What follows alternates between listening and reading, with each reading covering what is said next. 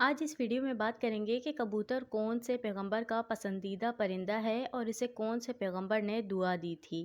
کبوتر حضرت نوح علیہ السلام کا پسندیدہ پرندہ ہے۔